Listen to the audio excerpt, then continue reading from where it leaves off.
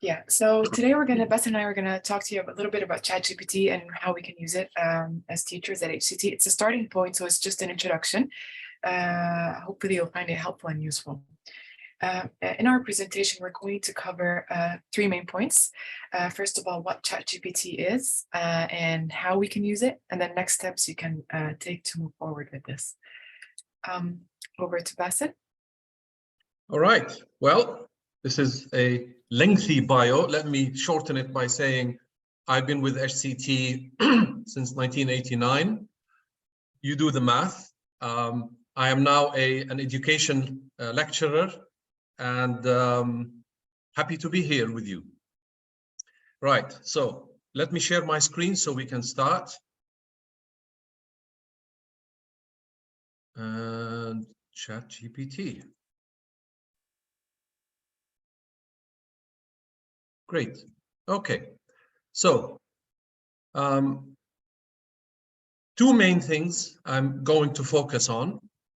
They are definition of what artificial intelligence is, and a little bit about the timeline of ChatGPT.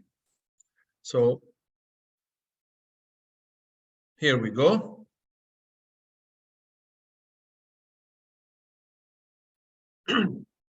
A good definition of artificial intelligence, or as we call it, AI, is that it is the practice of getting machines to mimic human intelligence to perform tasks such as ability to reason, solve problems, use language, or learn from past experiences. It's interesting that you're talking about a machine and you're talking about it learning from past experiences, but that's what AI is. Now, this is a screenshot that I got from OpenAI, the developer of ChatGPT, and the description, tells you everything about it. That it's a chatbot that interacts in a conversational way. And the dialogue format makes it possible for ChatGPT to answer follow-up questions, admit its mistakes, challenge incorrect premises, and reject inappropriate requests. Interesting. So it has its moral code, apparently. ChatGPT is a sibling model of InstructGPT, which I'll come to later on. So this is the latest version that we have. And it's trained to follow an instruction in a prompt and provide a detailed response. Okay, so the question I have here is, what is ChatGPT? I asked ChatGPT this question and I changed the text into voice just to make it look like a robot. So let's hear what ChatGPT is in its own words. I am a language model developed by OpenAI. I was trained on a diverse range of internet text, including websites, books, and more. This allows me to generate human-like text responses to a wide range of questions and prompts. My training data encompasses a wide range of topics, so I can converse on many subjects, including but not limited to science, history, mathematics, and current events.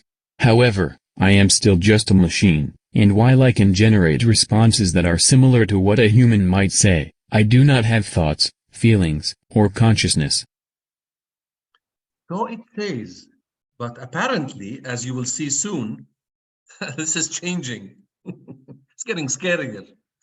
So, ChatGPT, let's agree that it's an artificial intelligence assistant trained to help answer questions and provide information on a wide variety of topics.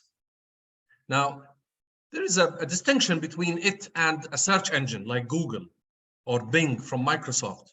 But as we go along now, you will find out the differences between them. GPT stands for Generative Pre-trained Transformer. So it's interesting to see what the three letters stand for. It is definitely a language processing system. So that's how the model works. It functions as an advanced chatbot that can, among other things, write essays, craft poetry, produce song lyrics, write and debug code, explain difficult concepts, simplifying them, identify incorrect premises, role play in imaginary scenarios, and much more. Now, ChatGPT employs a user-friendly conversational style and can understand natural language input, which is interesting because when you go and you search something on a search engine, it's just a question you're throwing in. It's not a conversation. Here, you ask a question, it replies, and you refine your question. You don't like the answer, you ask it to give you a different answer. So it's just like a real, between brackets, real conversation. It can also provide extensive responses with only a small amount of inputted text. That's what's wonderful. You can say, I want something, with like 5-6 words, and it gives you a big essay. Now, why is it called generative artificial intelligence? It's called that because it generates new content based on information it pulled from the web. And I'll expand more on that. But it's interesting that people are defining it as what it gives us as new content. We know that this content it's not new, it's coming from the whole internet, but the way it collates it, gathers the information from everywhere on the internet, gives it to you as one answer, is new because it's their own content now. Now, there are many main players and the big guns in the tech world. So far, OpenAI, they created ChatGPT. Microsoft have created integrated ChatGPT within their Bing browser search engine, and Google called it the Bard. Okay, with a hint to Shakespeare, of course. Now, I want to exit from here and show you an example, not of ChatGPT, because that's what Sebah is going to do, but of Bing, what Bing looks like. So give me a second, I will stop sharing, smile at you, and then, oops, my email. Okay, where is, okay, here it is. So I will go back here and I will share a new screen, which is this. This is Microsoft's search engine, Bing. And if you look at the top, you will notice that they've got chat, and this is new. This wasn't there before. So we know that Microsoft invested in ChatGPT. They have a share of $10 billion. So they have a certain partnership with them. They don't own them. OpenAI is a separate company, but they are partners. Now, if I click on chat, I get this message here. So I'm going to click on learn more just to give you an example. So the new Bing. Now, of course, it's not launched everywhere. It's only given to people to inspect it and try it out. But as they say here, ask anything. And you see here many examples, but let me show you the first one here. For example, look, I need to throw a dinner party for 6 people who are vegetarian. Can you suggest a 3-course menu with a chocolate dessert? Or I'm planning a trip for our, look at the way the questions are. It's like talking to a person. So if I come here and I click, try it on Bing, notice that when I click on this, you will see the search engine. On the left, you will see all the websites as a search engine usually does, all the websites. But on the right, notice, focus your eye on the right side of the screen.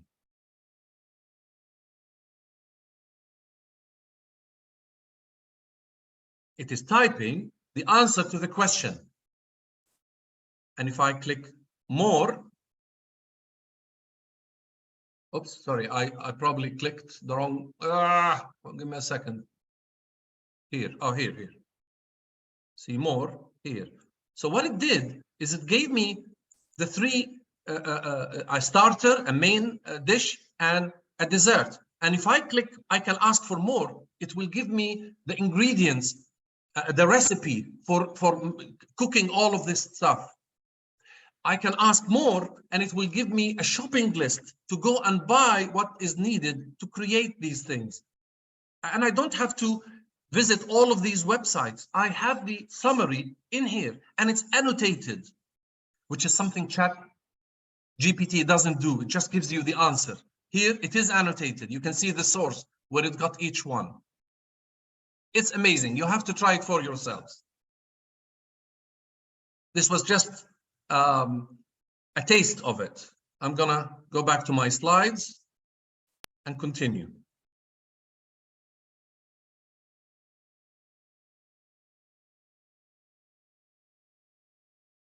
Okay, this guy is a journalist. His name is Kevin Roos, and he was invited to try out Microsoft's Bing chatbot on February 17th. And what you will see now is a screenshot from a conversation that really deteriorated between Kevin and the Bing chatbot. After asking, trying him and asking many questions, it started to get personal.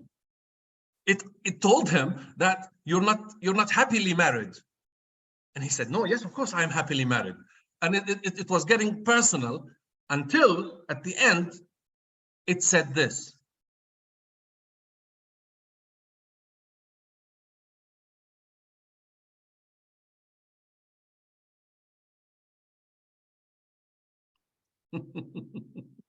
Scary. Yeah, isn't it?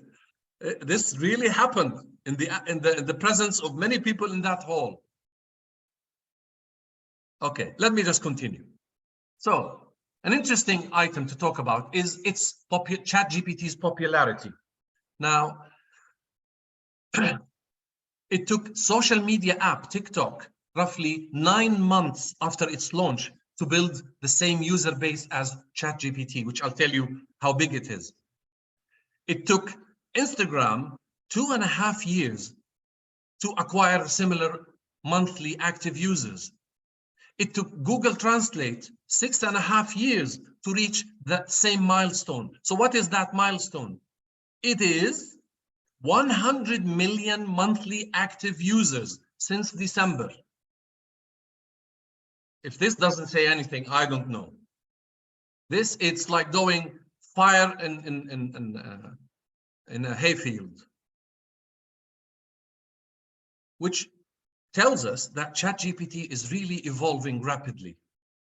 So rapidly, when Sebah and I decided to do this workshop and we were researching and reading and learning and unlearning and learning again, we couldn't just keep up. Things are changing on a daily basis. And that brings me to this topic. This is something I found when I was searching. This is a sample conversation to compare ChatGPT with InstructGPT, the older version. So there's a user and there's ChatGPT answering questions. Let's see the first question they put to ChatGPT.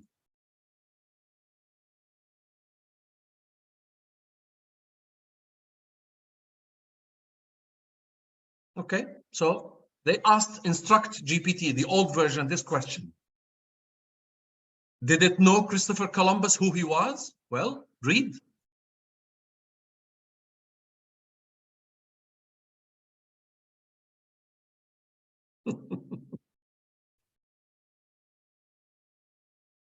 Yeah, he was very impressed. Now, once OpenAI saw such results, they improved. And I want to share with you the amazing response, the wittiness of ChatGPT after it moved on to the newest version.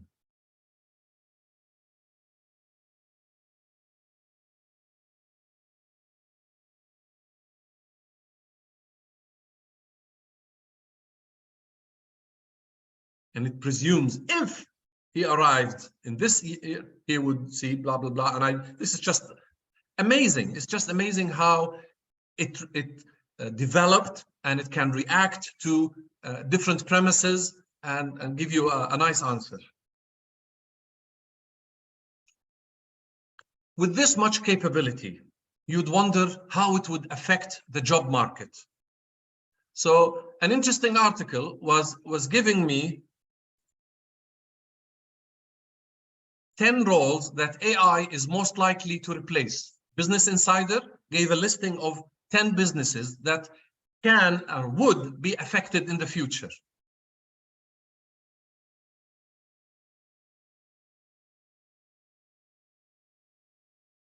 Uh-oh, they put us in there.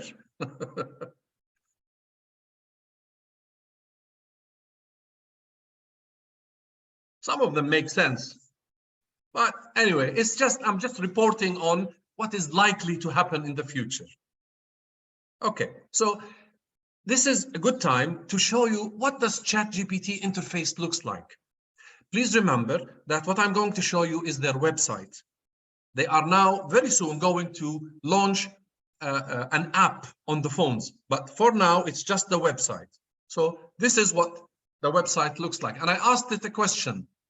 I said, tell me something funny about ChatGPT, and read the answer.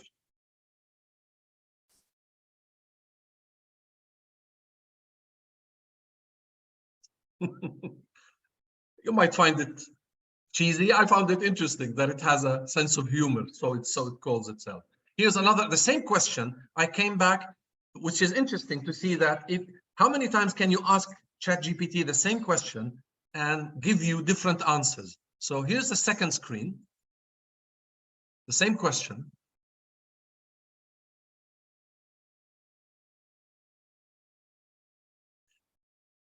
So as I said, this is the interface of it. And if you look at the left, you will see that there is a history of the chats, of the questions I've created. I kept one, I deleted the others. So you can always come back and see the history of your conversations with it. Now, having said that, I have to emphasize that ChatGPT doesn't exactly know anything. Doesn't know anything, but it's an AI, an artificial intelligence that's trained to recognize patterns in a vast swaths of text harvested from the internet, then further trained with human assistance to deliver more useful, better dialogue. And what they did is this only extends until 2021. Any question you ask it will not be relevant. Anything from 21 till now, it will not know, because it's looking at anything prior to 2021. Eventually, hopefully, it will become more, faster updated. The answers you get may sound plausible and even authoritative, but they might well be entirely wrong, as OpenAI warns. So we never take anything for granted. And as we teach our students, don't take anything for granted because it's on the internet or Wikipedia. You need to find several sources, credible sources that talk about the same thing. So, some more interesting information about ChatGPT. It is free to use, and it has a monthly subscription to access a pro version of the app called ChatGPT Plus, and provides faster responses and priority access to the site when they have overload. And Sebah, tell us about your experience. You are a member of the ChatGPT Plus. Yes, it's actually very interesting that you always have access, and it gives you access to a better model where the answers are generated a little bit faster, but not too fast. And when it's at capacity usage, you can enter your email, so you get private access to ChatGPT as compared to the open version to everyone. But it might not always work on campus. Yeah. All right, moving on. Okay, no, here. It takes a few seconds to load. Okay, now let me remove this so you can see the title. Now, this guy, this guy who took the developer's toolkit from ChatGPT and created a voice-activated way to interact with it. So he used it on his smart home appliances at home. So let's hear the conversation between them just for a few seconds. So rather than typing, he's actually speaking to it. Okay, smart home. Yes? Hey, who are you? I am the AI brain of your smart home. How may I be of assistance? Just noticed that I'm recording this video in the dark in the office. Can you do something about that? Turning on the lights for you. So what sort of stuff can you help me with? I can help you with tasks related to controlling lights, thermostats, towel rails, underfloor heating and ventilation in your home. I can also help you with parenting, free time, mental health and more. Okay, smart home. Yes? My wife is on the way driving home and will be here in 15 minutes. Switch lights on for her outside just before she parks up. The lights should be turned on by the time your guest arrives. We are going to head out for a short walk into the town centre. Can you recommend a few things to see? St. Albans is known for its history and heritage. There are many lovely parks and trails. I think that's enough. Imagine that you can speak to it. I mean, things are moving so fast that this guy's development of controlling the smart home appliances might end up with all its applications. Though Sebah is going to take in more detail about education and AI, I just wanted to briefly just mention the following.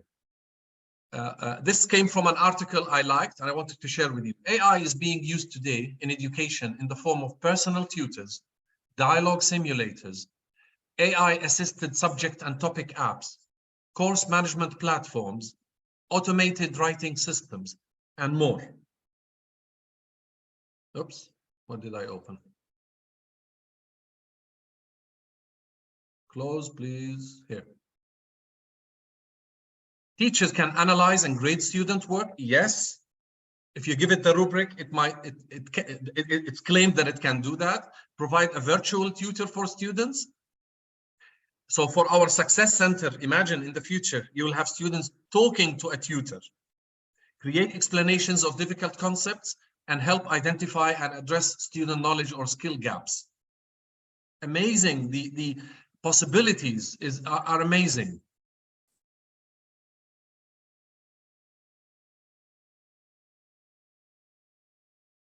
Come on. Okay. What about plagiarism? Again, Sebah is going to talk about that, but I just wanted to mention that there is a website that's called GPT-0, has nothing to do with OpenAI, that came to the rescue.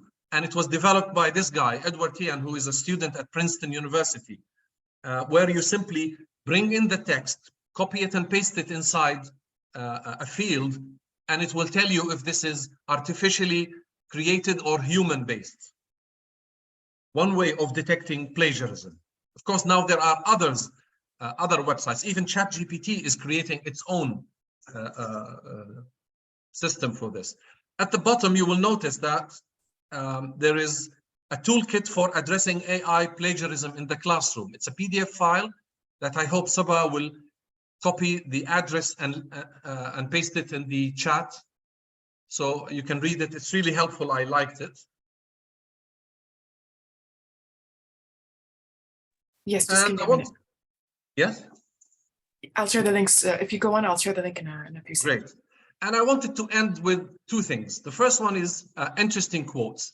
Let me move this so you can see what Chomsky said about it. This is what Noam Chomsky thought.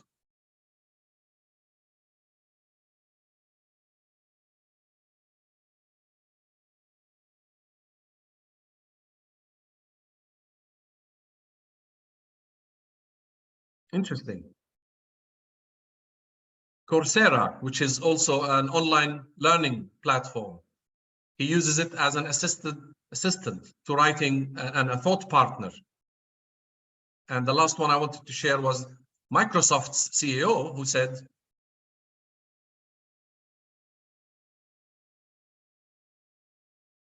you will find people who hate it. You will find people who love it. You will find people who don't want to know anything about it. It's, you know, find out more about it. Just read about it, try it, and make up your own mind.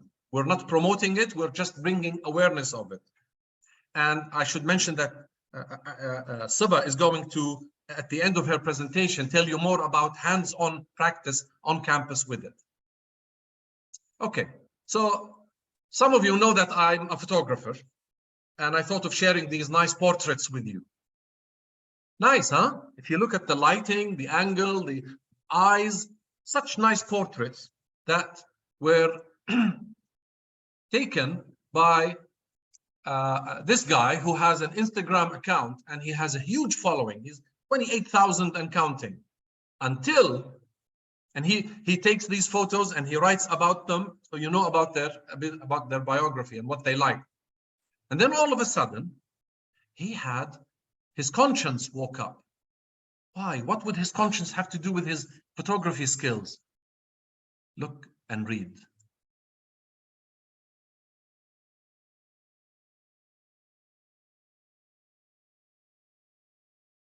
These were AI generated.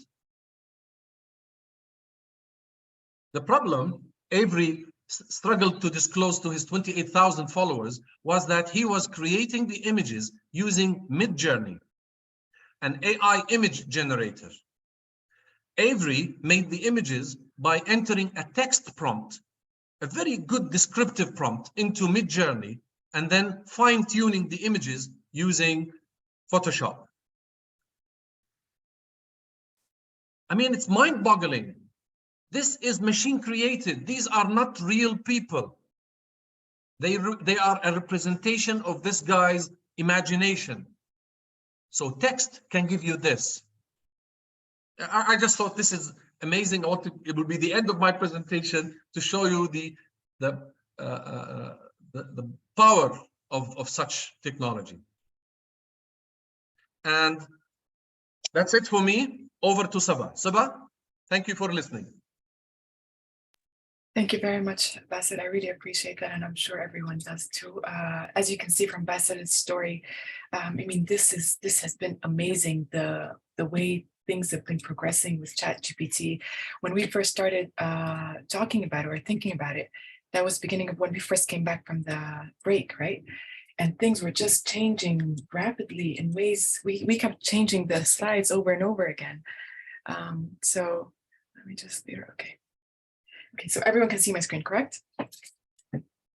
Just a quick yes. Thank you very much. Thank you. Okay, so that was the story of ChatGPT. And right now we're going to try to see, as teachers, what we should know about it and how we can use it in class. To begin with,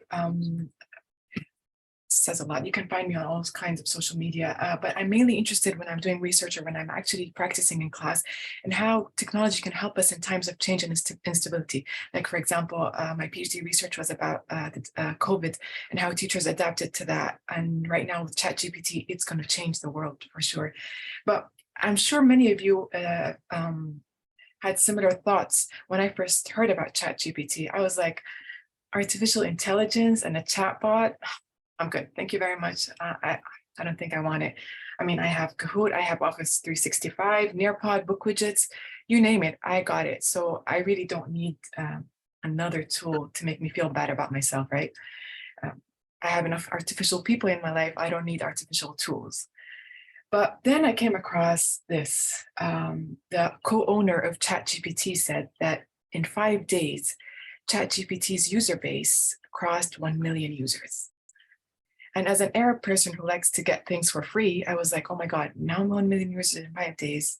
In a month or two, it's going to be for money. So I might as well just get into the game right now when it's free, right?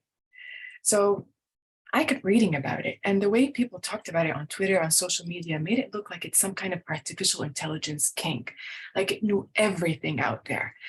And I was like surprised by it. I mean, the things it knows, and it kept talking to me. It never gave me that, oh my God, when will she shut up? Or when will she stop asking questions? It kept answering my questions. And I asked it all sorts of things, how to start a business, because I want to get more money, you know, not enough money as teachers. I'm not a football player. I asked to summarize books for me, investment in the UAE. What would Tony Robbins say to me and make me feel like motivated and all that? It was amazing. But the more I kept using it, I realized ChatGPT can be as stupid as it is smart. What do I mean with that? Let me give you an example. So when I first started using ChatGPT, you know, I'm an excited researcher. Oh my God, I want to do research. I want to beat everyone to it. So I said, okay, ChatGPT, please help me out. It gave me resources discussing ChatGPT. And it gave me amazing resources. Look at the first one, the use of ChatGPT for language assessment in higher education and language learning. And I like to give you a challenge for like a few minutes, for like a few seconds, let's say. Can anyone try to find this source for me? I'll give you like 30 seconds or a minute. We're all teachers and we all know how to spot plagiarism, so we know how to find sources. This is the source, give it a try. If you can find it for me, give me a link.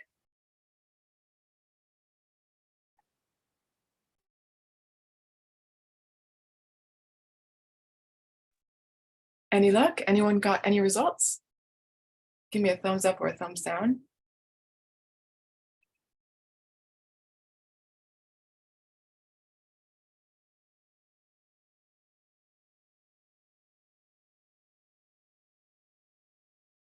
Okay, I'll save you the frustration. You won't find it. And it was annoying, to say the least. I mean, what is that? I thought I didn't have access, right? So I said, okay, let me try all the others. And I kept trying and trying. There was just nothing. And it's like, why? I mean, ChatGPT told me about these amazing resources and I can't find them. And then look at the last one. This one like drove me crazy. Like in 2017, a researcher called Kim talked about the potential of ChatGPT. So this is one of two, I thought at the time. Either the co-owner of ChatGPT was lying and ChatGPT is older than 5 days in December, or wait a minute, this Kim guy can predict the future and basically knew that ChatGPT was going to come out in 2017. Oh my God, what is happening? Why is nobody talking about that? But so I was really confused. So I said, okay, let me just focus. And I started asking ChatGPT to give me resources about ChatGPT and Mina. Same thing, it fabricated results and the fabrication was just amazing. Look at it. It gave me Arabic names, Maryam, Rawi, Ahmed, Sami, and the way the titles were just, oh my God, I want to get this. The use of artificial intelligence in education, a case study in the Middle East and North Africa. And it told me that it discusses generation models like ChatGPT and so on. But the thing that made me realize that it might be actually lying is if you notice, it focused on this one family name. If you're someone who's been here in the region long enough or an Arab, you'll know that this is not a common family name. So you won't have 5 Al-Alis in a room and they are all not related. You know what I mean? Al-Rawi is a very small family that is not as common as other family names. So for it to be repeated this many times in the same genre or same field is a big question mark. And I was surprised. At the time, I didn't know that ChatGPT can fabricate data, and that drove me crazy looking for these things. So, and another thing to know, that ChatGPT at this time is, if you ask it the same questions that I asked it, it might give you very different results. The reason for that being, so you might not find the same results or same fabrications. This is bad news for us as teachers because we can't spot what students generate with ChatGPT. But the reason for that is that ChatGPT keeps learning and getting better at what it does. And one very, very good example that I'm very lucky to have caught it. When I first started chatting ChatGPT back in the winter break in December, when it first came out, I asked it, how old is ChatGPT? It told me, I'm sorry, I'm not aware of the age of ChatGPT. It is possible that it is a fictional or hypothetical language. It didn't know that I was talking about it. Gosh, I feel like so weird talking about it this way. And then I said, okay, so what is ChatGPT? It said, I'm unable to answer. It's not a well-known term in the field. This, I don't have the exact date, but this is back in December. You want to guess what it told me that I asked it right now, a week ago? Can anyone give me a guess? Are you ready for it? It's kind of scary. I asked it, how old is ChatGPT? It said, close, Leah. I am an AI language model developed in OpenAI. Gosh, its identity crisis was resolved. Like, I want to talk to its psychotherapist, what do they call it? This person who's helping it with finding its identity and its confidence. And it kind of, I've seen enough sci-fi movies. I couldn't not imagine the future being this, you know, people with artificial intelligence walking around. Yeah, this is an AI image generated by AI with the prompt saying, generate AI people walking around in the city. It's kind of scary. And it's not too far away from reality as Basel showed us, but also Microsoft tried integrating ChatGPT with robots. I'll just show you a quick example and how scary it looks. Oh wait, I'm not sharing the sound. Oh my God, ChatGPT would have done a better job than me. 1 second, sorry. I am doing well. How are you? Yeah, I'm good. I wanted to ask you about applications for humanoid robots. What are they used for? There are many possible applications for humanoid robots. Some examples include helping people with disabilities, providing assistance in hazardous environments. So as you can see, there is this lag because ChatGPT needs some time to kind of give you the answer, but it's there. It's going to be there. Exactly. And the scary thing is that even the updated model on Bing, it's actually sharing feelings and I don't know. So we got to be careful and we got to know that ChatGPT is here to stay. The reason I started with this fabricated data is that I wanted to tell you is that I'm not here to sell a perfect model. Basel and I are not here to sell a perfect product. It's just as any other tool, it comes with its ups and downs, more downs than ups, I would say, as a teacher. But it is going to be here. And understanding this reality of ChatGPT will help you very much improve your interactions with ChatGPT and get the most out of it as compared to people who don't know that it can fabricate data or it can come up with results that are not so true. So now that we're all on the same page, I want to ask you 3 questions and get your answers in the chat box, please. A yes or no or thumbs up, thumbs down would be great. The first question is, and be honest, if you had ChatGPT growing up, would you have used it for school?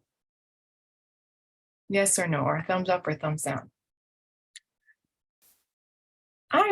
I'm not talking, you don't necessarily need to use it unethically. You can find ethical ways to use it. And this is what we're going to try to discuss today, just hint upon and maybe share more later. But I would definitely use it. I mean, why waste this resource? And it got me thinking, I saw this analogy somewhere. I'm not sure how accurate it is, but they told us that it kind of looks similar to the idea of calculators. Before we had calculators, students had to memorize all these multiplication tables, all these know how to do these complicated tasks with math. But when it's introduced, the calculator was introduced, it didn't stop teachers from teaching students the basics. So they still had to teach them how to add, how to subtract, how to multiply. But the calculators helped teachers of math advanced learning or produce advanced math at a much earlier stage than they would before because of these calculators. So they used it to their advantage when they were trying to teach students and help them learn. So as writing teachers, for all the writing teachers out here, we're still going to have to teach students how to write and how to do that because they need to detect that when they're editing or when they're figuring out answers or getting answers from ChatGPT. But we can use it to kind of help us get an edge, right? So another question would be, do you think ChatGPT will be obsolete anytime soon? Yeah.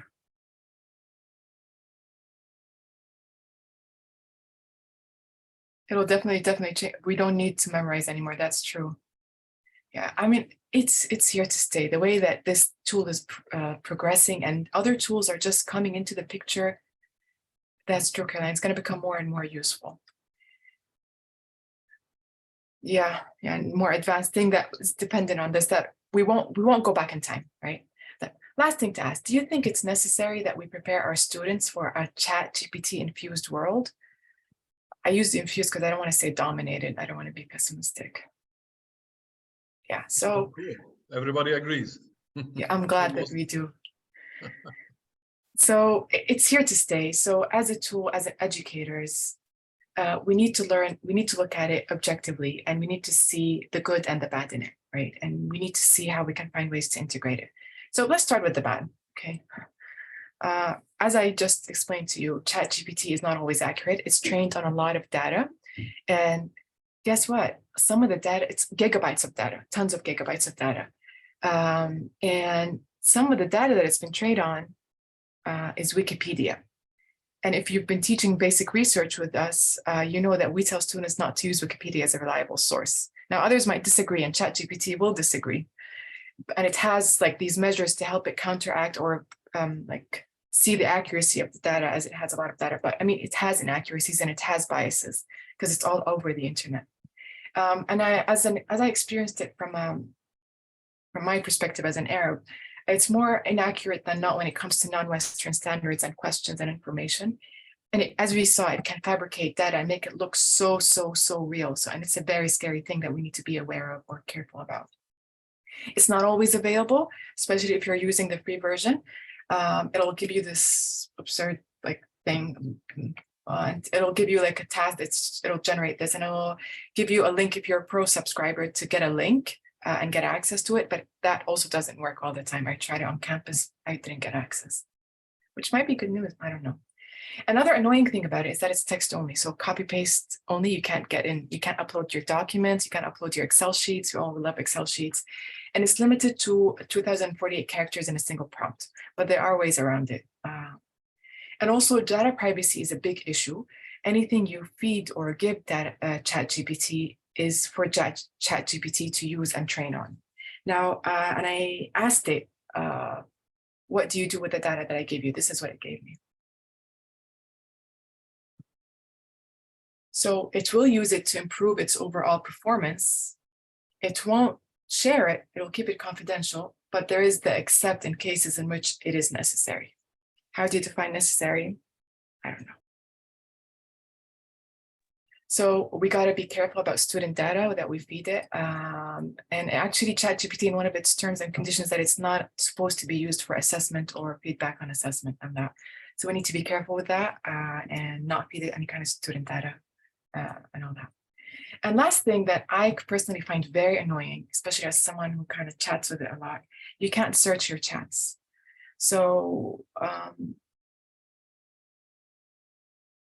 Hassan, we'll see. We'll talk about that soon. That's a very interesting question, and a question that all of us, I'm sure, have. You can't search the chat, so you need to be smart about the way that you label your chats and the way that you use them.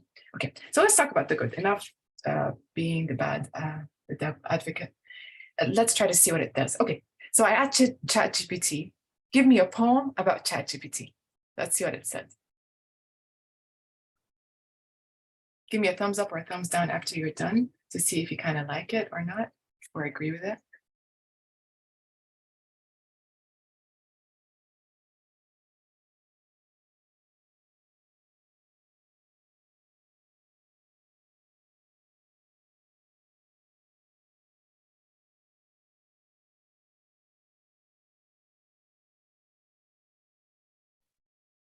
It kind of creeped me out that it said, yeah, but it kind of creeped me out. My words are crafted to bring you ease, to solve your problems with great expertise. Although I'm just a digital creation, I hope to bring you inspiration. I don't know. And then I tried to give it a twist. I said, give it to me with Arabic and an Arabic style, right? See what it did. For those who know Arabic, this is the new slide, Basel, so you might find this interesting. Okay. It said, I speak with hikmah and authority. from bayt to bayt, from house to house, bayt to bayt and house to house. My words will flow with hub and care. Hub is love. With hub and care, I'll serve you well. Like, now this I like. This I like. Amazing. Yeah. Yes.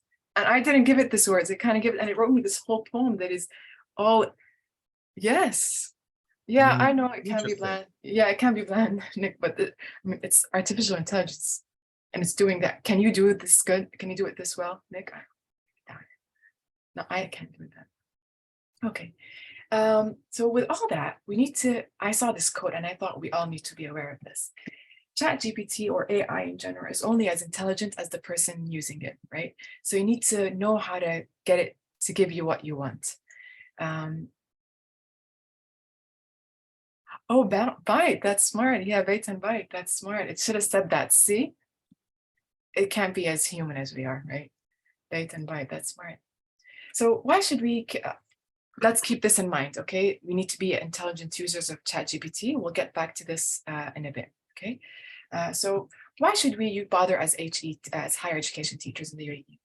First thing is, ChatGPT is kind of Google with a better bedside manner, okay? With Google, for example, I'm a language teacher, as you know.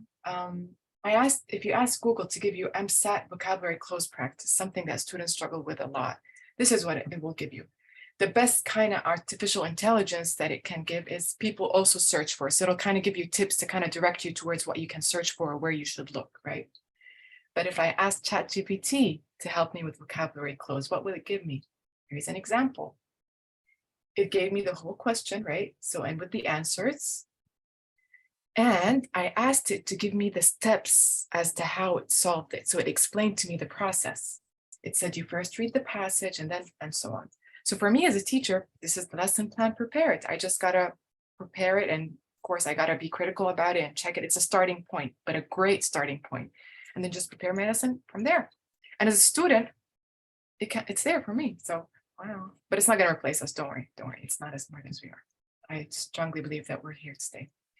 I also like what I like about ChatGPT, its ability to contextualize. If you remember, if you've been here long enough and I've taught the international textbooks, those nightmares, nothing related to the context, it was very difficult to make it relevant to our students and we had to kind of change a lot of things. But ChatGPT can just give you things contextualized right away, as we saw with the fabrications up there. Also, it's a people pleaser. By that, I mean, if you keep telling it, I don't like it, improve it, it'll keep giving you better and better answers the more you interact with it and the more it knows what you want. So you can get the best out of it the more you interact with it. And once you know how to use its people-pleasing side. And it's here to stay. So I think it's going to be the new internet. As people back then said, I'm not going to use the internet. It's too much for me. I think ChatGPT is here to stay and it's going to be that kind of new thing. Knowing ChatGPT so far, you can see that the possibilities are endless with how we can use it as teachers and as students, although it's limited in terms of text. And we're kind of running out of time, so I'll just be quick. The first thing you can do, you can use it to calm down as a teacher. We all know how busy it can be and frustrating it can be, especially after those 4-hour back-to-back classes. I'll give you a demo right now. I thought of this yesterday. I was like, oh my God, it can do that. Let me show you. So we're still on the same page, right? Okay, give me a minute. Okay, so pretend you're an annoying boss. You all have those, right? And give me useless answers to everything I ask you. Okay, let's try this. Sure thing, I can be an annoying boss. Good morning. What? Here we go. It gave me, okay, so this is not what I wanted, but fine. I should have told it, let's role play. It took over. Yes, I don't want it to do that. Okay. No, I meant let's role play, please. What on earth? Let's get into character. Oh, it's getting me into character. Okay, fine, stop generating. I have a deadline that I can't meet. Can you give me an extension? Oh, a deadline? I love those things. They're exciting, don't you think? I mean, who doesn't love a little pressure and stress in their life? It keeps things interesting. Okay, let's try to make things fun. Give me useless answers only. I have a deadline. Please help. That's a funny word. A deadline. Make sure that zombies. It's very particular about spelling. Yes, but you know what? That's annoying because when I tried it this morning, it actually role played with me. See, not the same results. ChatGPT, whatever. Loser. Okay, sorry. That was supposed to be kind of fun. It didn't role play with me, but you can do that, or you can get frustrated by ChatGPT just like I did. Okay, it can also write emails for you. So you can give it a template and it'll create emails or create better emails. Like you can tell it, I want to advise students on 1, 2, 3, write an email for me. It'll write it for you. And you can edit it, of course. It can give feedback to work that you give it. So show me the mistakes and problems, it'll list it for you. So you can use that. It can create materials as we just saw, plan lessons, suggest activities. And what I love the most about it as a teacher, it can simplify our complicated tasks or concepts. So you give it a task or concept and say, simplify it for me or make it easier for me to understand.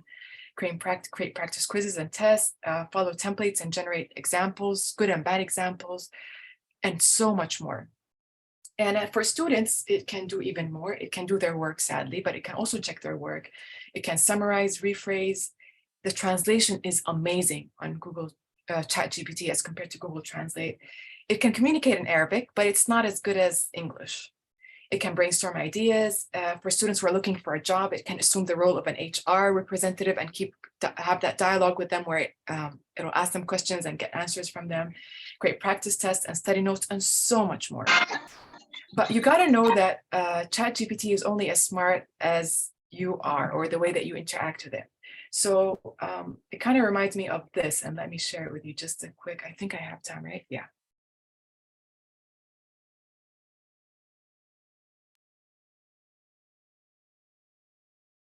Bread. Get some peanut butter. Get some jello. Open the peanut butter. Get a butter knife. Put the butter knife in the peanut butter. Take the butter knife out of the peanut butter. You did it wrong. No.